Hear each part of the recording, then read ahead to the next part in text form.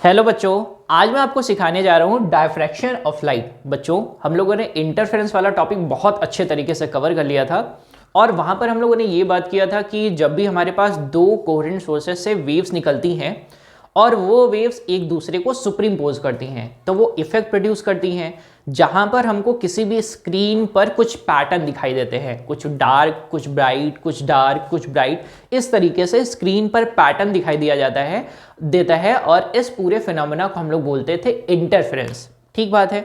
यहाँ पर भी सेम प्रोसेस होगा, जहां पर सुपरपोजिशन ही होगा, लेकिन सुपरपोजिशन होने के लिए यहां पर हमारे पास दो अलग अलग सोर्सेस नहीं होंगे।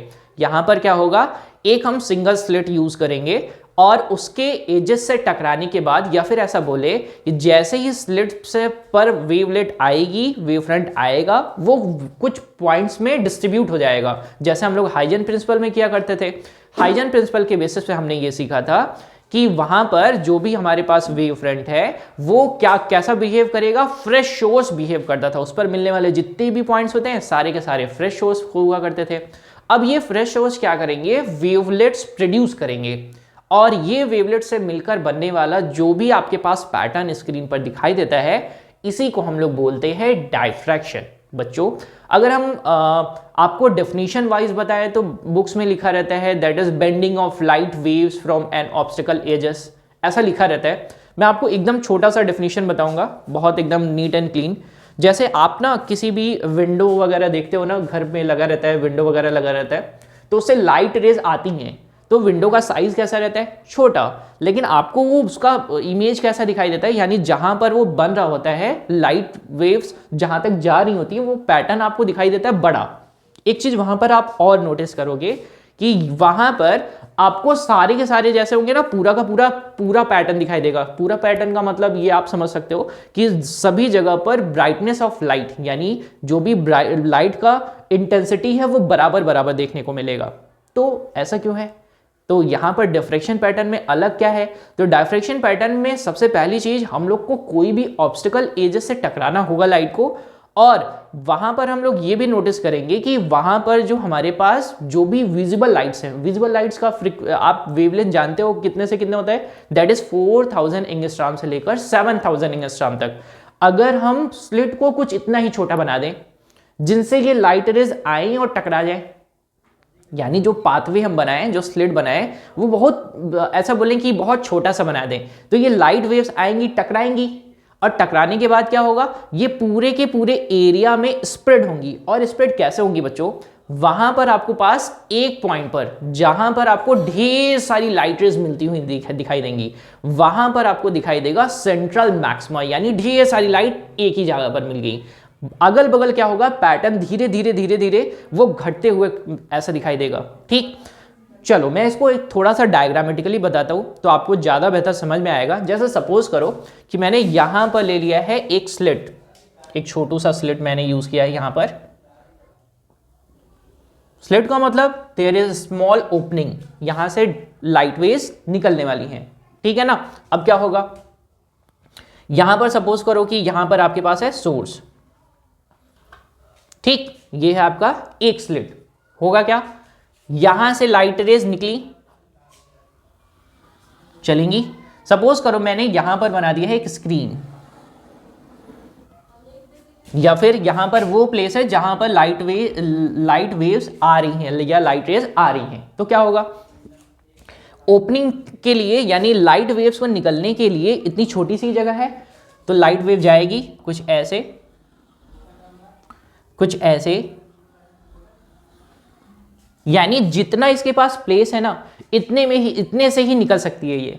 तो अभी होगा क्या, लाइट वेव्स जो कि अगल बगल से जाएगी, सपोज करो इधर से गई तो ये टकरा कर चली जाएगी, इधर से गई तो ये टकरा कर चली जाएगी, यानी जितने और प्लेसेस है ना सभी से वो रिवर्ट बैक हो जाएगी, यानी बाउंस बैक हो जाएगी।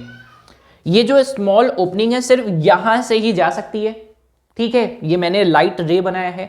अभी मैं आपको थोड़ा सा और बताता हूं, यहां पर आप ये देखोगे कि यहां और यहां पर तो कोई पैटर्न तो बन नहीं रहा है, यहां और यहां तो लाइट पहुंच ही नहीं रही है ना, लेकिन आपको देखने को क्या मिलेगा, अगर मैं ये वाले गैप को बहुत छोटा कर दूं, बहुत छोटा करने का मतलब है कि हमारी विजुअल लाइट की रेंज होती है 4000 एंगस्ट्रॉम से लेकर 7000 एंगस्ट्रॉम तक। अगर ये मैं इसका छोटा सा गैप इतना कर दूं कि ये लाइट रेज या आए और इसके एजेस से टकरा जाए, स्लिट के एजेस से टकरा जाए, तो टकराने के बाद क्या होगा, ये कुछ इधर बिखर जाएंगी, कुछ इधर बिखर जाएंगी, कुछ आने वाली और लाइट रे इधर बिखर जाएंगी, कुछ आने वाली लाइट रेज इधर बिखर जाएंगी।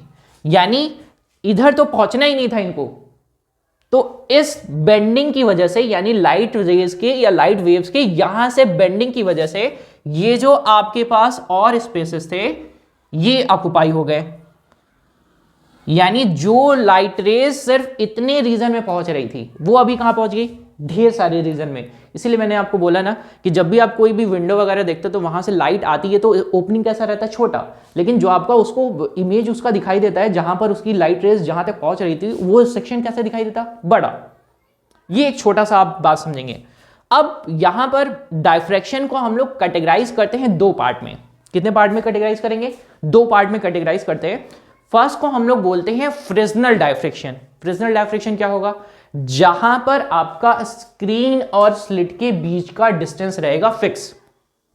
रिपीट करता हूं मैं, स्लिट, ये रहा स्लिट और ये रहा स्क्रीन जिस पर पैटर्न बन रहा है, इन दोनों के बीच का डिस्टेंस कैसा रहेगा, फिक्स रहेगा, तो उसको हम लोग बोलेंगे फ्रिजनल डायफ्रैक्शन। ठीक। दूसरी चीज, जब भी स्लिट और स्क्रीन के बीच का डिस्टेंस हम लोग इनफाइनाइट कंसीडर करें या बहुत ज्यादा डिस्टेंस कंसीडर करें, बच्चों मैं फिर से रिपीट करना चाहूंगा, ये स्लिट जो है ये बहुत छोटा है, बहुत माइन्यूट होल है। अभी सोचो जरा, इसकी वेवलेंथ कितनी है, इतनी छोटी, इतनी छोटी है वेवलेंथ, तो इसका मुझे ये पैटर्न दिखाई देने के लिए मुझे क्या करना पड़ेगा, इसको बहुत छोटा करना पड़ेगा। ठीक है ना। ऐसा नहीं करेंगे कि डेली लाइफ में हम हमेशा ऑब्जर्व करते रहते हैं डायफ्रैक्शन, ऐसा नहीं है। हम लोग उसको ना बहुत ज्यादा देख नहीं पाते, होता जरूर है लेकिन हम लोग उसको ऑब्जर्व नहीं कर पाते बिकॉज ये स्लिट का बीच का डिस्टेंस बहुत कम होना चाहिए। ठीक है, चलो एक बात और कर लेते हैं। मैंने यहां पर दो डायफ्रैक्शन की बात करी है। First one is Fresnel diffraction and other one is Fraunhofer, जिसके बारे में आपके बुक में डिस्कशन होता है बच्चों, जिसके बारे में हम लोग ढेर सारी जानकारी पढ़ते हैं। ठीक है ना। तो वहां पर फ्रॉनहोफर में क्या करेंगे, फ्रॉनहोफर डायफ्रैक्शन की खास बात ये होगी कि वहां पर ये और ये इनके बीच का distance in comparison to this distance बहुत बड़ा होगा। तो हम लोग वहां पर क्या बोलेंगे कि ये और ये इनफाइनाइट डिस्टेंस पर है, यानी बहुत दूर है। ठीक रहेगा। मैं फिर से रिपीट करूं, डायफ्रैक्शन इज ओनली बेंडिंग बोल सकते हैं या फिर स्प्रेडिंग ऑफ लाइट रेज बोल सकते हैं। Spreading of light rays from home, वो डायफ्रैक्शन या स्प्रेडिंग होगा किस वजह से, ऑब्स्टेकल के एजेस से टकराने के बाद। ये जो एजेस दिख रहे हैं ना, इससे टकराने के बाद इनका बेंड हो जाना, बेंड हो जाना ही क्या कहलाता है, डायफ्रैक्शन कहलाता है बच्चों। ठीक है। आप ऑब्स्टेकल एजेस को कुछ इस तरीके से भी कर सकते हैं। सपोज करो कि यहां पर मैंने बना दिया है, अभी तो मैंने ये बनाया ना, ये ऑब्स्टेकल ये होल के काइंड में बनाया है। अब देखो जरा, अगर मैं दूसरे तरीके से बना दूं, सपोज करो मैंने अभी बनाया है कि ये है सोर्स और सोर्स से लाइट चल रही है और मैंने यहां पर ये बनाया है छोटा सा ऑब्स्टेकल, यानी छोटा सा पार्टिकल है, ऐसा समझ लो, तो ये भी गलत नहीं बोलेंगे हम लोग। और यहां पर मैंने रख दिया स्क्रीन। अब होगा क्या, जो लाइट रेज इनके एजेस से टकराएंगी, टकरा कर चली गई इधर, टकराई और टकरा कर चली गई इधर, ये जो वैसे जाने वाली है तो आराम से पहुंच जाएंगी। क्या यहां पर कोई भी आपके पास कोई भी लाइट वेव्स पहुंच रही हैं, बिल्कुल नहीं। अब डायफ्रैक्शन क्या कहेगा, नहीं, यहां पर भी लाइट वेव्स पहुंचेंगी या लाइट वेव्स पहुंचेंगी। कैसे पहुंचेंगी, इनके एजेस से टकराएंगी, ये टकरा कर बेंड हो जाएंगी, इनके एजेस से टकराएंगी और टकरा कर बेंड हो जाएंगी। रिपीट करता हूं मैं, ये स्क्रीन है, ये वो ऑब्स्टिकल है, ऑब्स्टिकल के ये रहे एजेस, इसी तरीके से सेम ये स्क्रीन है, ये पूरा स्लिट है, स्लिट के बीच का ये रहा गैप। यहाँ पर लाइट रेज सिर्फ यहाँ तक पहुँचनी चाहिए थी, पहुँच कहाँ गई, पूरे पर स्प्रेड हो गई। यहाँ पर क्या हुआ, यहाँ पर इस रीजन में नहीं पहुँचना था, इधर उधर पहुँच रही थी, लेकिन बीच में भी पहुँची। बच्चों ये डायफ्रैक्शन है एक्चुअल, ठीक है, यानी स्प्रेड हो गई हैं, बेंडिंग होने के साथ साथ क्या हो गई, पूरे स्क्रीन पर स्प्रेड हो गई हैं। ठीक, अब मैंने आपको बात बताया है कि इनके बीच का डिस्टेंस अगर फिक्स है तो उसको बोलेंगे फ्रेस्नेल, इनके बीच का डिस्टेंस फिक्स नहीं है तो उसको बोलेंगे फ्रानहोफर, ठीक है ना, या इनफाइनाइट डिस्टेंस। ठीक, हम लोग पढ़ेंगे कौन सा, फ्रानहोफर डायफ्रैक्शन। तो मैं फ्रानहोफर डायफ्रैक्शन का पैटर्न बनाऊंगा। फिर मैंने एक बात शुरू में आपको बोली है कि ये इफेक्ट है सुपरपोजिशन का, तो उसको हम लोग बात को अप्लाई करेंगे। और हाँ, हम लोग इसमें एक चीज़ इंटरफेरेंस में बहुत अच्छी तरीके से जानते थे कि अगर पाथ डिफरेंस हमारा कुछ है, जैसे हम लोग वहाँ पर इंटरफेरेंस दो पढ़ रहे थे, एक पढ़ रहे थे कंस्ट्रक्टिव इंटरफेरेंस और एक पढ़ रहे थे डिस्ट्रक्टिव इंटरफेरेंस। तो कंस्ट्रक्टिव इंटरफेरेंस के लिए हम लोगों ने ये पढ़ा था कि अगर पाथ लेंथ या पाथ डिफरेंस दोनों के बीच का अगर वो एन लेमडा के बराबर है तो वो करेगा कंस्ट्रक्टिव इंटरफेरेंस, यानी दो वेव्स एक जगह पर मिलेंगी, सुपरपोजिशन करेंगी और वहां पर ब्राइट फ्रिंज दिखाई देगा। ठीक, अगर दोनों के बीच का path difference N lambda by 2 के बराबर होता है, 2n-1 लैम्डा बाई 2 के बराबर होता है, तो वहां पर हम लोग यूज करेंगे दैट इज डिस्ट्रक्टिव इंटरफेरेंस, यानी वहां पर ये बोल सकते हैं कि वहां पर हमें डार्क फ्रिंज दिखाई देगा। तो ये बात आपके दिमाग में एकदम सेट होनी चाहिए बच्चों, ठीक है ना। कंस्ट्रक्टिव के लिए n लैम्डा और डिस्ट्रक्टिव के लिए 2n-1 लैम्डा बाई 2, या फिर अगर हम एक नंबर की अगर बात करें, एक नंबर की फ्रिंज के लिए बात करें या फिर पहले सेटअप के लिए बात करें, तो वहां पर यूज करते हैं कि पार्ट डिफरेंस होना चाहिए lambda for construction and lambda by 2 for destruction. ठीक है, चलिए आगे चलते हैं, हम लोग प्रॉपर सेटअप ड्रॉ करते हैं। और मेन टास्क बच्चों यहाँ पर ये होगा, क्या क्या कैलकुलेट करना मैं फटाफट आपको बता देता हूँ। सबसे पहले हम ये फाइंड करेंगे what is central maxima, central maxima क्या होता है। दूसरी बात हम पता करेंगे कि सेकेंडरी मैक्सिमा क्या होता है या सेकेंडरी मिनिमा क्या होता है, ठीक है ना, या सब्सिडियरी मैक्सिमा और मिनिमा, ठीक है ना, ये पता करेंगे। तो मैं डायफ्रैक्शन बना रहा हूँ और फिर समझेंगे आराम से। तो सबसे पहले देखो, यहाँ पर मैंने बना दिया है कोई भी सोर्स कैसा है, मोनोक्रोमेटिक सोर्स होना चाहिए, या कोहेरेंट सोर्स भी लोगे तब भी कोई दिक्कत नहीं है, ठीक है ना। कोहेरेंट सोर्सेस की खास बात मैंने बता रखी है आपको पहले भी। चलो, यहाँ पर मैंने लाइट जो हमारे पास यहाँ से ये आपके पास सोर्स है, तो इससे निकलेंगी, क्या निकलेगी, इससे तैयार होंगे वेव फ्रंट्स। तो वेव फ्रंट्स ऐसे तैयार हो रहे हैं, ठीक, और ये बढ़ते जाएंगे आगे की तरफ, ठीक है। चलो, इसके आगे हमको रखना है क्या, अभी देखो यहां से अगर मैं लाइट रेज के सेंस में बात करता तो लाइट रेज निकल रही हैं कुछ ऐसे और कुछ ऐसे, ठीक। लाइट रेज को हमको करना क्या होता है, सबसे पहले हम इन लाइट रेज को, बहुत डिस्टेंस पर है तो हम इसको क्या करते हैं, सबसे पहले पैरेलल बनाते हैं। तो बच्चों हम लोग क्या करते हैं, यहां पर एक लिखते हैं, लगाते हैं कोलीमीटर लेंस, या फिर ऐसा बोले एक ऐसा लेंस बनाएंगे जो इन आने वाली लाइट रेज को कर देगा पैरेलल, ठीक। ये कौन सा लेंस लगाया बच्चों, कौन सा है, कॉन्वेक्स लेंस है, ठीक, जो कि क्या करता है, वो लाइट रेज को क्या करेगा, पैरेलल कर देगा, ठीक। तो यानी ये जो हमारे पास कोई भी सोर्स था, इससे हम लोगों ने बना दिया है, स्फेरिकल वेव फ्रंट से हम लोगों ने बना दिया है प्लेन वेव फ्रंट्स, ठीक है ना। ये रही आपकी स्फेरिकल वेव फ्रंट्स, यहां से ये निकल रही हैं, इसको हम लोगों ने कन्वर्ट कर दिया है प्लेन वेव फ्रंट्स में। अब क्या होगा, ये वेव फ्रंट्स, ये मैं वेव है बना रहा हूं, ये मैं वेव बना रहा हूं, ये आपकी वेव फ्रंट्स है, ठीक है। यहां पर बना देते हैं एक स्लिट, और बच्चों स्लिट को अभी मैं थोड़ा सा बड़ा बना रहा हूं, तो मैंने ये बना दिया है स्लिट,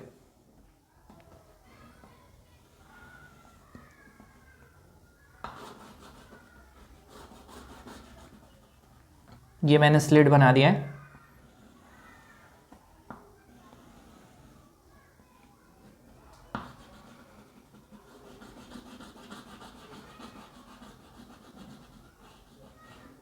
ठीक है, ये मैंने बना दिया है स्लिट।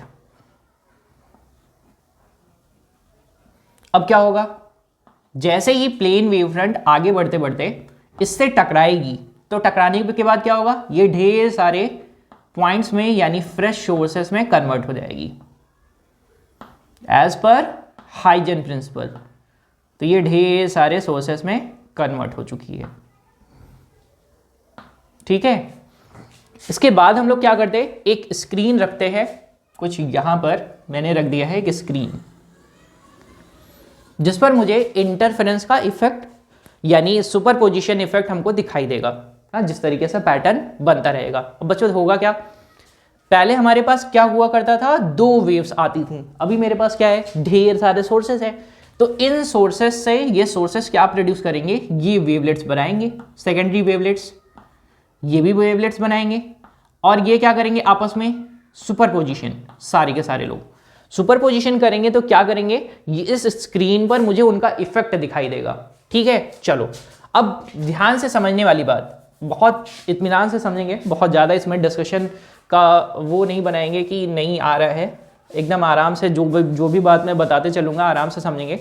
सबसे पहली बात कि अगर दो वेव्स के बीच का अगर मैं पाथ डिफरेंस कर दूं, कुछ सपोज करो कि 0 है, एकदम नीट एंड क्लीन तरीके से समझिए कि यहां से चलने वाली वेव, यहां से चलने वाली वेव, या तो यहां से चलने वाली वेव, यहां से चलने वाली वेव, यहां से चलने वाली वेव, अगर मैं किसी दो वेव्स के बीच का पाथ डिफरेंस कर दूं 0, ठीक, और फेज डिफरेंस भी कर दूं 0, रिपीट करता हूं मैं अपने वर्ड्स को, अगर मैं दो वेव्स के बीच का पाथ डिफरेंस कर दूं 0, यानी दोनों के बीच का कोई रास्ते का गैप नहीं है और कोई भी एंगुलर चेंज नहीं है, दोनों लोग सेम एंगल पर चल रहे हैं, उस कंडीशन में अगर ये दोनों वेव्स एक दूसरे से सुपर इंपोज करते हैं तो वो प्रोड्यूस करेंगे, कौन सा इंटरफेरेंस बनाएंगे, कंस्ट्रक्टिव इंटरफेरेंस करते हैं।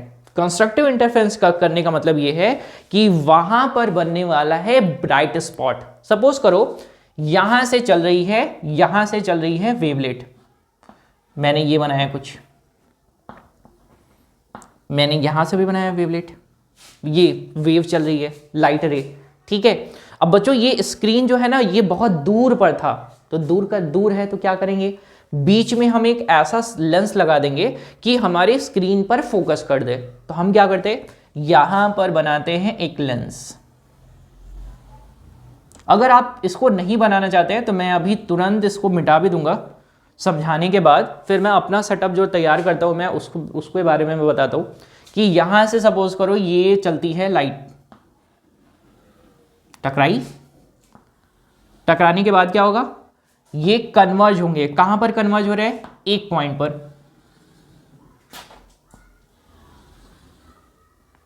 ठीक।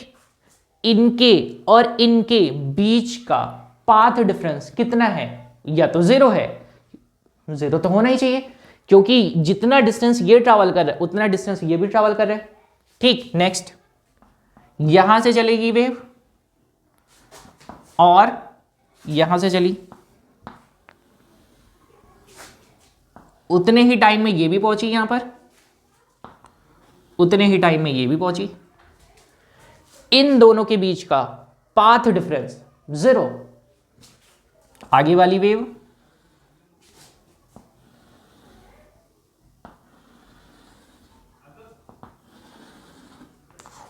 उतने ही डिस्टेंस, जितना डिस्टेंस ये कवर कर रही है उतना ही डिस्टेंस ये भी कवर कर रही है, दोनों का पाथ डिफरेंस कितना, 0।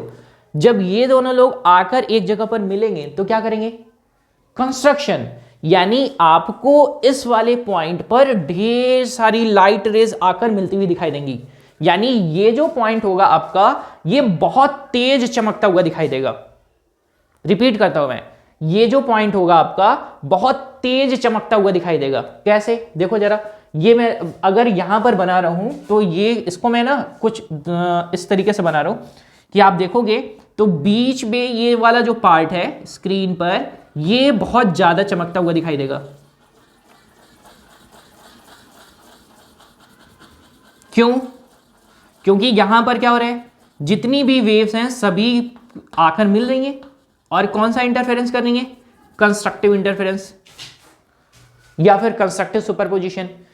और अगर मैं ये बोलूं कि ये पहली वाली और दूसरी वाली के बीच का अगर मैं कुछ डिफरेंस, पाथ डिफरेंस ले लेता हूं, तो पाथ डिफरेंस अभी मैं लूंगा थोड़ी देर में, लेकिन उससे पहले मैं थोड़ा सा लाइट वेव्स को बेंड करके दिखाता हूं। बेंड करके देखा जाए। सपोज करो मैंने यहां पर आपके लिए कोई पॉइंट सेलेक्ट किया, मुझे ये पता नहीं है एक्सेप्ट वन थिंग कि यहां पर आपके पास ब्राइट फ्रिंज बनेगा।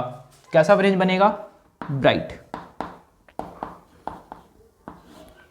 यहां पर कैसा स्पॉट तैयार हो रहा है? सिर्फ और सिर्फ ब्राइट। ठीक, फिर उसके बाद की कहानी क्या है? यानी इन सोर्सेस से जो भी लाइट वेव्स एक पॉइंट पर कन्वर्ज हो रही थी, सारी की सारी मिलकर बना रही थी बहुत बड़ी सी वेव। यानी ये वाली वेव, ये वाली वेव, ये वाली वेव, ये वाली वेव, ये वाली वेव, ये वाली वेव, फिर इनसे निकलने वाली, इनसे निकलने वाली, फिर इनसे निकलने वाली, इनसे निकलने वाली, सारे के सारे जाकर यहां पर मिल गए। और सभी का पार्ट डिफरेंस कितना था? 0। तो सारे के सारे मिलकर क्या बनाएंगे? बड़ी वेव बना लिया। ठीक बात है, यहां तक तो बात समझ में आती है। फिर आगे क्या है? आगे अगर हम इनको किसी भी पॉइंट पर सपोज करो कि डायफ्रैक्शन होता है। डायफ्रैक्शन होने का मतलब कि इनकी वजह से सिर्फ यहां पर तो पहुंचेंगे नहीं, कुछ ऊपर भी पहुंचेंगे, कुछ नीचे भी पहुंचेंगे। मैं रिपीट करता हूं बच्चों, मैंने आपको बहुत कायदे से समझाया था कि ऑब्स्टिकल जो भी होल है उससे निकलकर ऐसा नहीं होगा कि सारे लोग सिर्फ बीच में ही पहुंचेंगे। पहुंचना इनको सिर्फ इतना ही था, क्योंकि ओपनिंग तो इतनी थी। लेकिन होगा क्या? कुछ इधर भी पहुंचेंगे, कुछ इधर भी पहुंचेंगे। ठीक बात है। सपोज करो मैंने यहां पर, मैं सपोज करता हूं कि बेंडिंग के बाद कुछ लोग यहां पर आ रहे हैं, तो हम डायग्रामेटिकली ये बनाएं कि लाइट वेव्स ना कुछ बेंड होकर चल रही हैं ऊपर की तरफ। बच्चों मैं फिर से आपको समझा देता हूं, ये जो जितने भी आपके पास फ्रेश सोर्सेस बने हैं, फ्रेश सोर्स से निकलने वाली वेवलेट्स आगे चलने के बाद, अगर हम ये स्क्रीन बहुत दूर पर है तो कन्वर्ज करने के लिए एक लेंस लगाया है। अब लेंस से क्या करेगा? सारे के सारे को एक पॉइंट पर कन्वर्ज कर देगा। बच्चों यहां पर कन्वर्ज करने से होगा क्या? सारे के सारे, इनका और इनके बीच का पार्ट डिफरेंस 0, इनके और इनके बीच का पार्ट डिफरेंस 0, इनके और इनके बीच का पार्ट डिफरेंस 0। तो हमें यहां पर क्या मिलेगा? बहुत तेज चमकता हुआ स्पॉट मिलेगा, जिसको हम लोग बोलेंगे कौन सा स्पॉट? ब्राइट स्पॉट, जैसा मैंने यहां पर बना रखा है। अब फिर होगा क्या कि इनके ऑब्स्टिकल, यानी ये जो आपके पास स्लिट है ना, इनके एजेस से लाइट रेज टकराई, और टकरा कर क्या हो गई? कुछ बेंड हो गई। तो सपोज करो कि बेंड होकर आ गई कुछ यहां पर, ठीक है, जो कि कुछ एंगल चेंज करते हुए आई है। सपोज करो कि ये एंगल बना के आ रही है थीटा, छोटू सा एंगल बना रही है, कितना? थीटा। यहां से भी एक लाइट रेस चल रही है और वो चल रही है कुछ ऐसे, ठीक, जो कि इससे एंगल कितना बना रही है? थीटा। आने के बाद ये किसी एक पॉइंट पर मिलते हैं। कहां पर मिलते हैं? तो मैंने ये पॉइंट बना रखा है, या ये पॉइंट बना रखा है, तो मैं सिंपली लेकर आ रहा हूं इनके पास। मिल गए। सिंपली यहां पर जो लोग थे ये लोग आकर मिल गए इनसे, यानी यहां पर क्या हो चुका है? सुपरपोजिशन। तो यहां पर सुपरपोजिशन कब हुआ? जब ये स्लाइटली चेंज हो गया। कितना चेंज हुआ है? थीटा चेंज हुआ है। यानी थोड़ा सा एंगुलर चेंज होने के बाद, यानी इनके एजेस से टकराने के बाद, या फिर ये कहे कि इनके एजेस से बेंडिंग होने के बाद, या फिर ये बोले कि डायफ्रैक्शन होने के बाद, यहां पर जो हमको पैटर्न देखने को मिलेगा वो स्क्रीन पर हमें कुछ इस तरीके से दिखाई देगा। ठीक है। अब ये तो हमें नहीं पता है कि यहां पर कौन सा स्पॉट बन रहा है, तो हम लोग क्या कैलकुलेट करते हैं? सबसे पहले ये फाइंड करते हैं कि व्हाट इज पाथ डिफरेंस, इन दोनों के बीच का पाथ डिफरेंस कितना है। तो क्या करेंगे? दोनों के बीच का पाथ डिफरेंस निकालने के लिए यहां से ड्रॉ करेंगे एक परपेंडिकुलर। कौन सी लाइन पर? इस वाली लाइन पर। बच्चों अब बताओ मुझे, ये एंगल कितना है? थीटा। ये एंगल कितना है? 90। ये एंगल कितना है? 90। तो ये एंगल कितना हो जाएगा? 90 माइनस थीटा। तो ये एंगल कितना हो जाएगा? थीटा। मैं फिर से रिपीट करूं, देखो जरा, मैं यहां पर बना देता हूं। ये आपके पास है दो स्लेट, यहां से ये एंगल आपको मैंने बता रखा है थीटा, ये एंगल भी आपके पास है थीटा। यहां से मैं ड्रॉ कर रहा हूं एक परपेंडिकुलर, ये एंगल है 90 डिग्री। तो ये वाला एंगल हो जाएगा 90 माइनस थीटा। तो ये वाला एंगल कितना हो जाएगा? ये हो जाएगा थीटा। ठीक। और इस थीटा के सामने ये जो डिस्टेंस बचेगी यही डिस्टेंस हमारी क्या कहलाएगी, पाथ डिफरेंस, जिसको हम लोग स्मॉल p से रिप्रेजेंट कर देते हैं। ये क्या है, पाथ डिफरेंस, करेक्ट, जिसका वैल्यू कितना होगा, अगर हम इस वाले स्लिट के बीच का डिस्टेंस ले लेते हैं a, कितना ले लेते हैं, a ले लेते हैं, तो हमारे पास p इक्वल टू कितना आ जाएगा, a साइन थीटा। बस बच्चों यही छोटा सा काम था। क्या काम था, p equal to a sine theta. ठीक है, चलो अब मैं ना इन सबको थोड़ा सा हटाकर सेटअप थोड़ा सा चेंज कर रहा हूं समझाने के लिए और बेटर। ठीक है, तो मैं ये सेटअप थोड़ा सा चेंज कर रहा हूं बच्चों, यहां से हटाकर मैंने ये कर लिया है। मिलने कहां पे रहे थे, यहां पर। सपोज करो मैं यहां से लाइट वेव्स को लेकर जा रहा हूं वहां तक, तो ये जा रही है कुछ ऐसे, ये यहां पर है पॉइंट, और यहां से जो चल रही थी वो है कुछ यहां पर। ठीक, मैंने क्या बनाया है अभी समझाने के लिए और बेहतर, यहां से मैंने ड्रॉ कर दिया था परपेंडिकुलर। ठीक है, ये वाला एंगल कितना था, ये था थीटा, ये वाला एंगल है कितना, ये भी है थीटा। ठीक, ये एंगल कितना हो जाएगा, थीटा। ठीक, अगर मैं इसके बीच से कोई एक लाइन ड्रॉ करूं,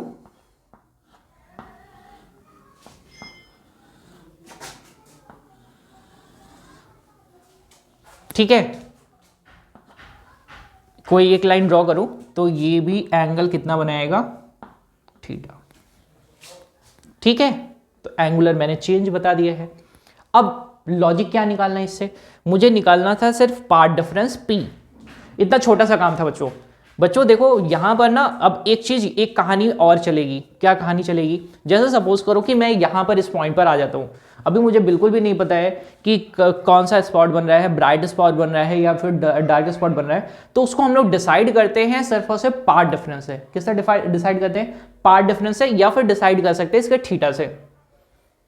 ठीक है, चलिए, तो पार्ट डिफरेंस कितना होना चाहिए कि ब्राइट स्पॉट बने या फिर डार्क स्पॉट बने। लेट करो कि यहां पर मैंने इनके बीच का ले लिया है path difference p equal to that is lambda, जैसे हम लोग लिया करते थे कंस्ट्रक्टिव इंटरफेरेंस में कितना, that is n lambda, destructive interference में कितना 2n-1 लेमडा अपॉन 2।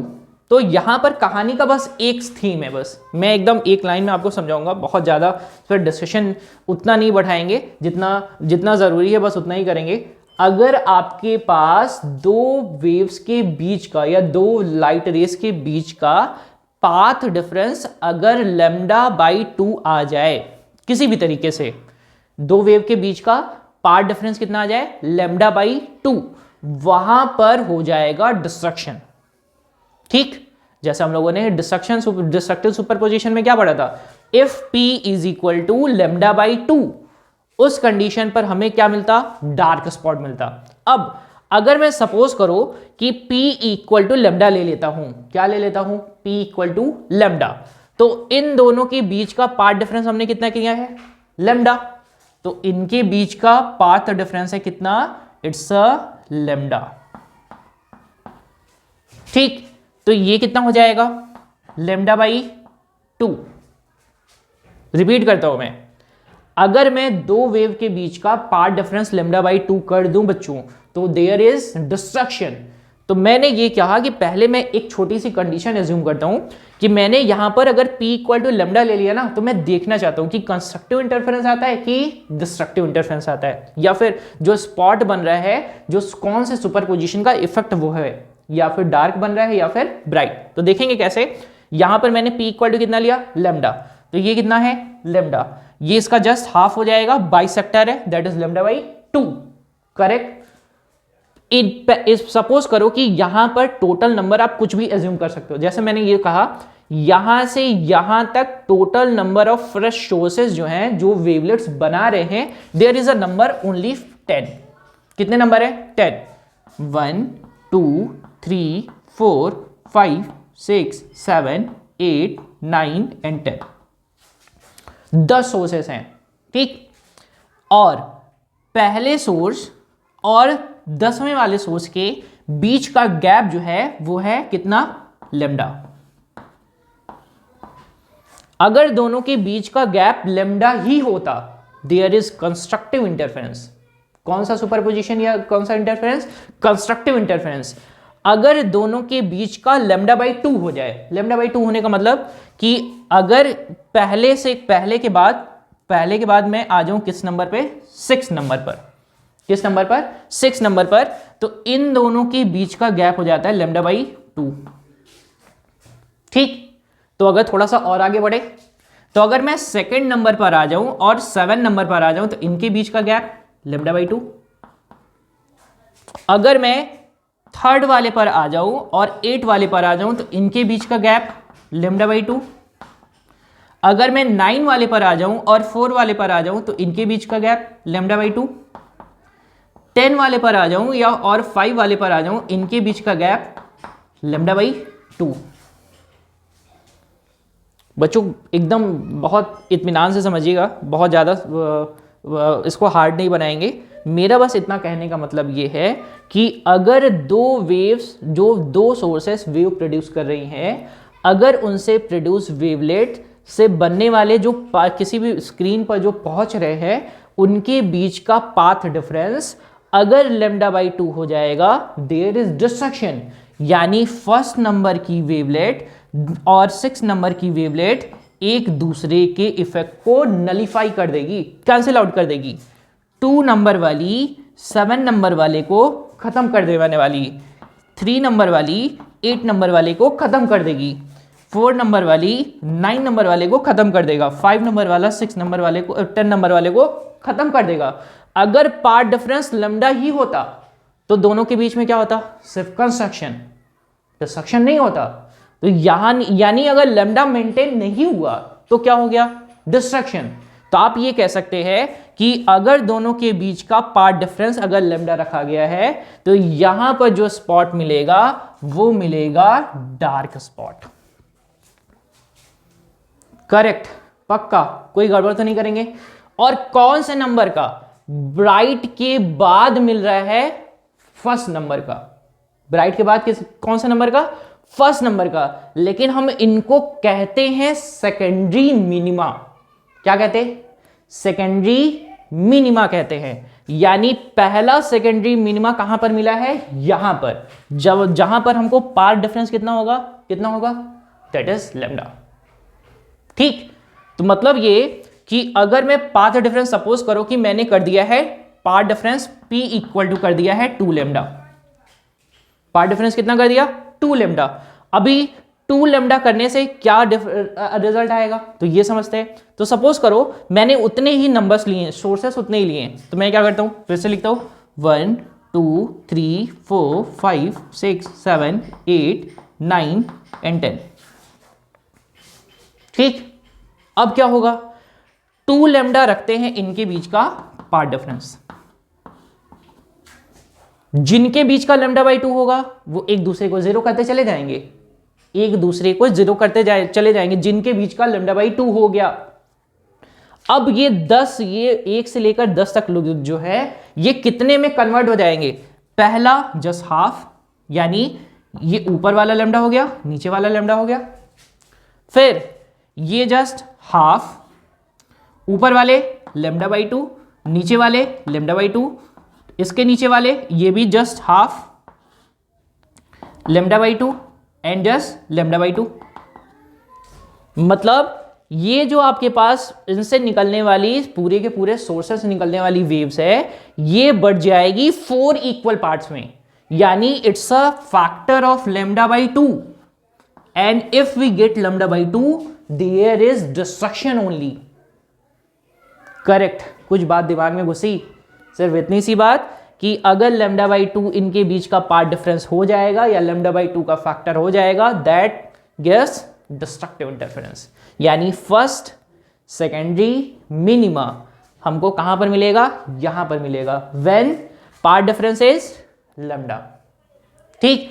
दूसरा कहां पर मिलेगा, व्हेन इट्स 2 लेमडा। तीसरा कहां पर मिलेगा, व्हेन इट्स 3 लेमडा।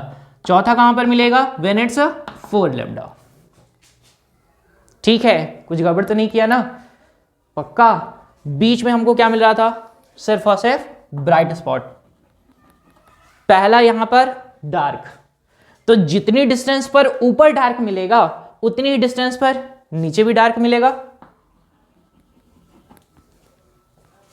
ठीक, ये आपका दोनों के दोनों secondary minima, first secondary minima, एक इस साइड का और एक इस साइड का। बीच में ये पूरा पैटर्न क्या होगा, पूरा का पूरा ब्राइट हो जाएगा, यानी जो मैंने गोला बनाया था ना चमकता हुआ, तो पूरा चमकता हुआ गोला दिखाई देगा। इसके बाद क्या दिखाई देगा, छोटा सा मिनिमा, यानी एक डार्क लाइन। फिर अगर हम ये बात करें कि मैंने ना अभी बताना है कि ये बताइए कि तब मुझे दूसरा वाला मैक्सिमा कब मिलेगा, तो दूसरा मैक्सिमा ढूंढा जाए। ठीक, मुझे क्या करना है, कुछ ऐसे फैक्टर को बचा लेना है जिससे मेरा λ/2 एक बच जाए। ऐसा ही सिंपल समझिए कि उसमें ना λ/2 का पूरा फैक्टर ना आए, यानी वो पूरी तरीके से इक्वल पार्ट्स में डिवाइड ना हो। ठीक, तो ढूंढा जाए, चलो देखते हैं। तो यहां के लिए मैं आपको समझा भी देता हूं कि अगर मुझे वो पहला वाला सेकेंडरी मैक्स मिनिमा चाहिए ना, तो मुझे p इक्वल टू क्या रखना पड़ेगा, लैम्डा या फिर n लैम्डा। तो हम लिख सकते हैं n lambda equal to a sine theta. ठीक है, अब क्या करें, सिंपल सा टास्क है, बहुत ज़्यादा इसमें चेंज नहीं करना है आपको, कुछ और अलग नहीं करना है। आपको साइन थीटा को हमेशा डिफाइन करना होता है, तो साइन थीटा को हम लोग डिफाइन कर सकते हैं किससे, टैन थीटा से। तो इन दोनों के बीच का डिस्टेंस कितना ले लेते हैं, d ले लेते हैं।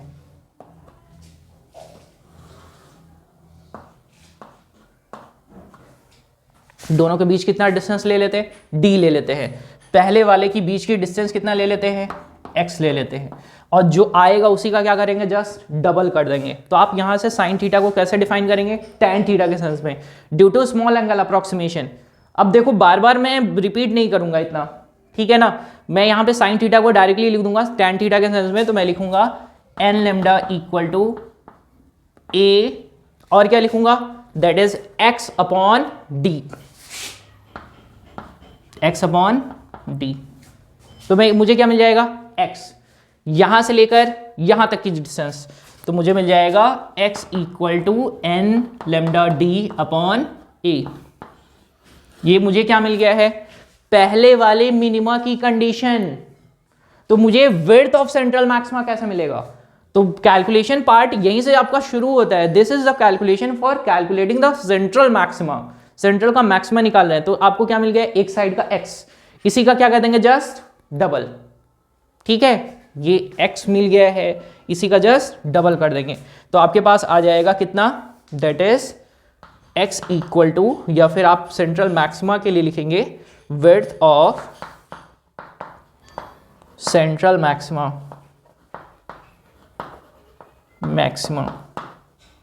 इज इक्वल टू लिखेंगे 2n लैम्डा डी अपॉन, बस छोटा सा कैलकुलेशन था, विड्थ ऑफ सेंट्रल मैक्सिमम मिल गया, ये डिस्टेंस मिल गई, इसी का जस्ट डबल कर देंगे।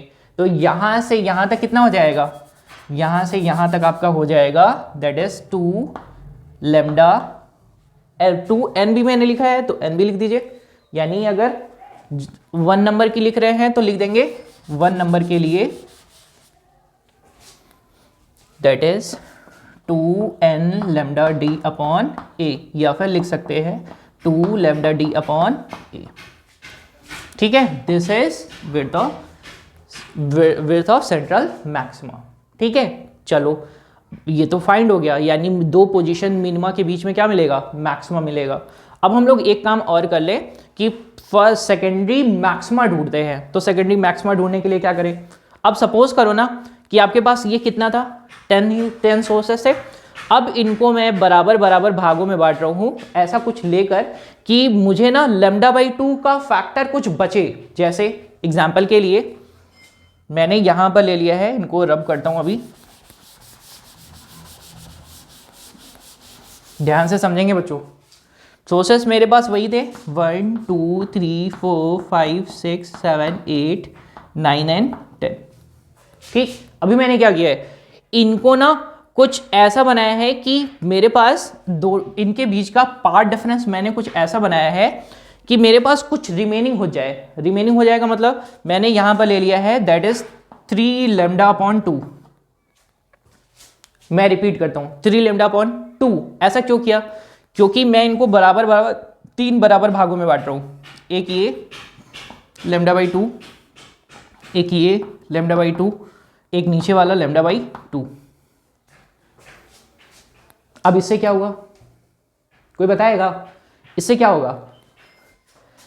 पहला वाला lambda by 2, lambda by 2, lambda by 2, ये कैंसिल आउट। रिमेनिंग क्या बचा? Lambda by 2। और यही रिस्पॉन्सिबल है आपके किसके लिए? मैक्सिमा बनाने के लिए, यानी ब्राइट स्पॉट दिखने के लिए। इसके बाद जो आपका सेकंड स्पॉट जो बनेगा वो कितनी डिस्टेंस पर बनेगा? पहले को हम लोग ले लेते हैं कितना? 3 लैम्डा बाई 2, यानी 1 लैम्डा स्पेयर रहेगा। पक्का ना? कुछ गड़बड़ तो नहीं किया ना? ऐसा क्यों किया? अगर हम सिर्फ और सिर्फ लैम्डा ले रहे थे तो लैम्डा लेने से मेरा क्या आ रहा था? लैम्डा लेने से सारे के सारे कट जा रहे थे, लैम्डा बाई 2 बनकर। लैम्डा 3 लैम्डा बाई 2 लेने से हुआ क्या? अगर लैम्डा ले रहे थे तो मेरे पास बन रहा था lambda by 2 plus lambda by 2। यानी आप ये कह सकते हैं कि ये और ये एक दूसरे को कैंसिल आउट कर रहे थे। अब अगर मैंने ये ले लिया है that is lambda by 2 plus lambda by 2 plus lambda by 2, इससे क्या मिला आपको? ये दोनों एक दूसरे से कैंसिल आउट। बचा क्या आपके पास? Lambda by 2। This is responsible for making here a bright spot. Correct. चलो नेक्स्ट ब्राइट स्पॉट कब मिलेगा? वो मिलेगा हमको कब? अगर हम ले लेते हैं फिर से 2 लैम्डा, तो 2 लैम्डा क्या होता? Lambda by 2 plus lambda by 2 plus lambda by 2 plus lambda by 2। क्या होता? इसने इसको काटा, इसने इसको काटा, बचा क्या आपके पास? कुछ नहीं। अभी क्या ले लिया मैंने? 5 लैम्डा अपॉन 2, तो क्या बच गया मेरे पास? लैम्डा बाई 2 स्पेयर में। ठीक है, यानी अगर आपके पास परफेक्ट पेयर बन रहा है लैम्डा बाई 2 का, तो वहां पर क्या हो जाएगा? डिस्ट्रैक्शन, कुछ ना कुछ रिमेनिंग होना चाहिए। अगर रिमेनिंग मेरे पास बच रहा है कुछ, तो वहां पर इंटरफेरेंस होगा। और इंटरफेरेंस यानी इफेक्ट ऑफ सुपरपोजिशन, यानी इफेक्ट ऑफ सुपरपोजिशन मतलब आप एक चीज यहां पर नोटिस करोगे, बार बार मैं एक वर्ड यूज करता हूं इंटरफेरेंस, तो एक्चुअली में है क्या? जब भी दो वेव्स को लेकर चलेंगे इंटरफेरेंस ही तो होगा। ठीक है ना? अब ये सोर्सेस अलग अलग थे आपके पास, तो डायफ्रैक्शन और इंटरफेरेंस में सिर्फ इस बात का डिफरेंस है। ठीक है ना? बाकी सेम है।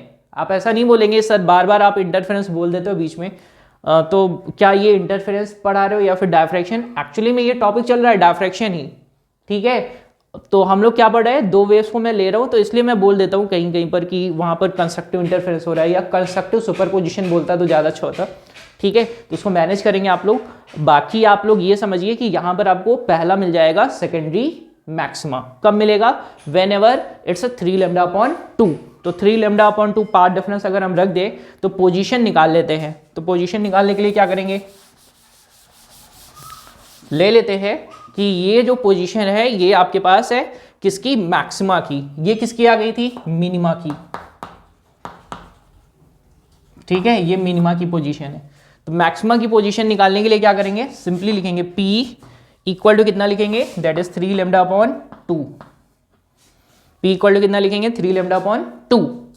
करेक्ट ना? 3 लैम्डा अपॉन 2 लिखेंगे और फिर इसको सेट कर देंगे हम लोग, दैट इज कुछ इस तरीके से 3 lambda upon 2 is equal to A x upon D। तो पोजीशन क्या मिल जाएगी? पोजीशन मिल जाएगी A equal to 3 lambda D upon 2A। ठीक है, ये आपके पास मिल जाएगी पोजीशन। ठीक, कोई गड़बड़ तो नहीं करेंगे? पक्का समझ में आया है ना?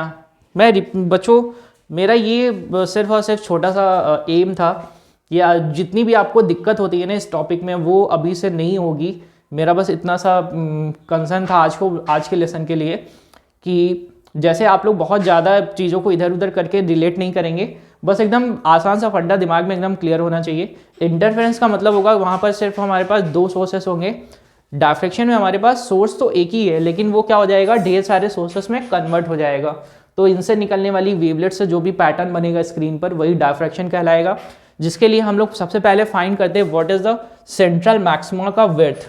तो वो हम लोगों ने निकाल लिया है, that is 2 lambda D upon A के सेंस में, या फिर अगर n टर्म्स में ले रहे हैं तो आप 2n लैम्डा डी अपॉन ए भी कर सकते हैं, जहाँ पर a जो इन दोनों के बीच का डिस्टेंस है, ठीक है, d जो है वो पूरा का पूरा डिस्टेंस है यहाँ से वहाँ तक, ठीक है, करेक्ट। लैम्डा क्या है, लैम्डा हमारे बीच ये है, दैट इज पाथ, ठीक है ना।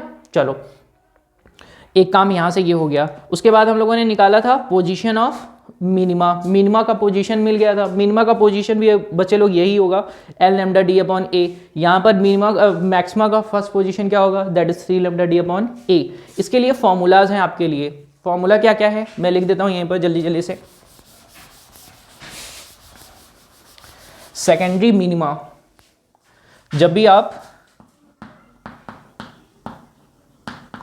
सेकेंडरी मिनिमा निकालते हैं आप, तो आप लिखते क्या है, उसके लिए आप लिखेंगे P इक्वल टू हमेशा लेंगे एन लैम्डा।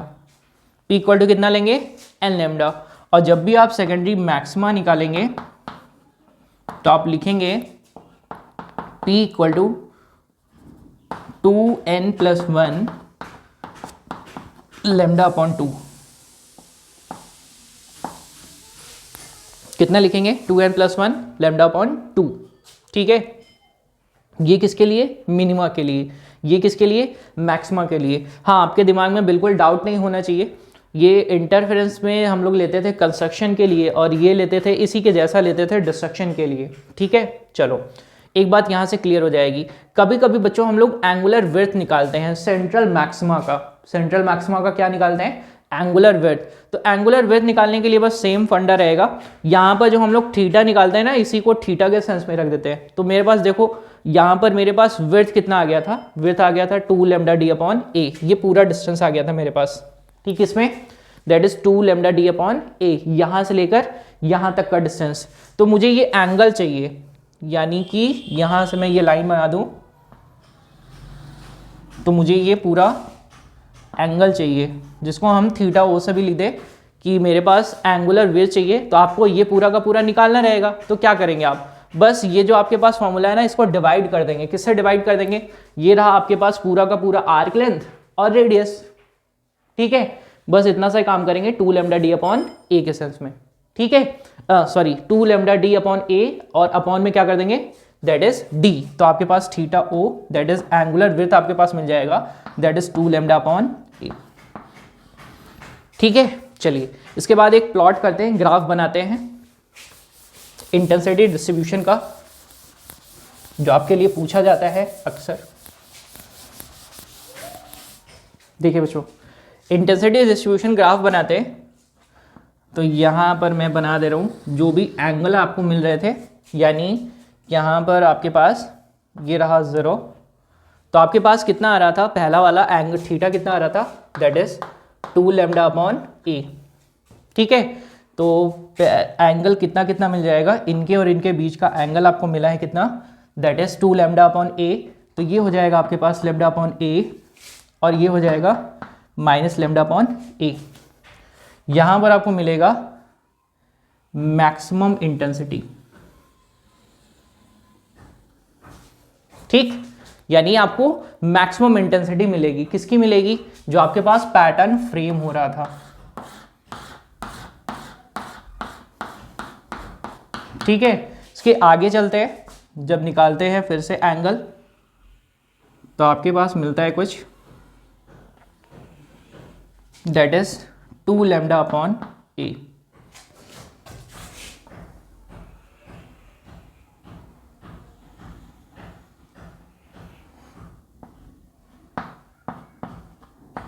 बच्चों ये देखो रिप्रेजेंटेशन आप देख सकते हो, पहले हमारे पास बहुत ज़्यादा ब्राइट स्पॉट मिल रहा था, यानी आप ऐसा बोलेंगे कि यहाँ पर बहुत ज़्यादा डार्क ब्राइट मिलेगा चमकता हुआ, फिर उसके बाद थोड़ा सा कम, फिर उसके बाद थोड़ा और कम, फिर थोड़ा और कम, ऐसे चलता जाएगा ये। तो आप ऐसा बना सकते हैं, थोड़ा और कम होगा, फिर और कम होगा, फिर और कम होगा, और ऐसे ऐसे ये चलता जाएगा। सेम यहाँ पर भी आप बना सकते हैं कि ये ग्राफ ऐसे ऐसे कम होता चला जाएगा, ठीक, that is 3 lambda upon A with negative sign, ये आपका 4 लैम्डा अपॉन ए ये आपका 5 लैम्डा अपॉन ए, ये आपका 6 लैम्डा अपॉन ए। इस तरीके से ये धीरे धीरे एनर्जी कम होती चली जाएगी।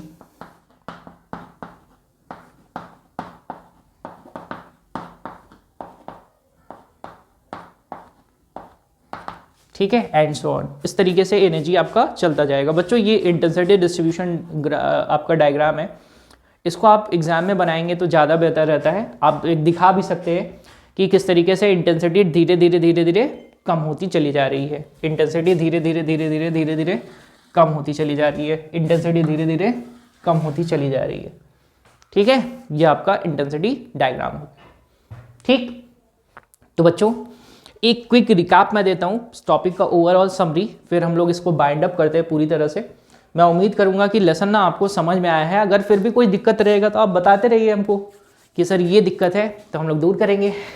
हाँ चलो, तो सबसे पहली चीज़ डायफ्रैक्शन का मतलब ये होगा that is bending of light रे, जो आप समझते हैं सेम वैसा ही करेंगे ऑब्स्टिकल एजेस से।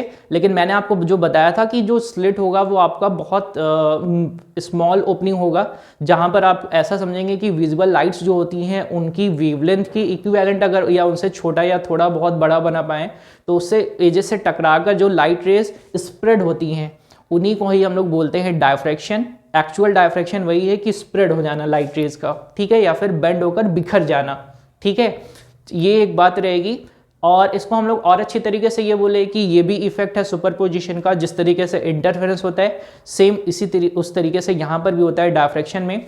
यहाँ पर जब भी हम लोग फाइंड करते हैं तो फाइंड करने के लिए मेन 3 टास्क आपके पास होते हैं। पहला टास्क ये होता है कि आप ये फाइंड करिए विड्थ ऑफ सेंट्रल मैक्सिमा। ठीक है, जो सेंट्रल मैक्सिमा बन रहा है यहाँ से यहाँ तक का, ये आपको विड्थ फाइंड करना पड़ता है कि कितना विड्थ रहेगा। ठीक है, ये हम लोगों ने निकाल लिया था, that is 2 lambda D upon A के बराबर।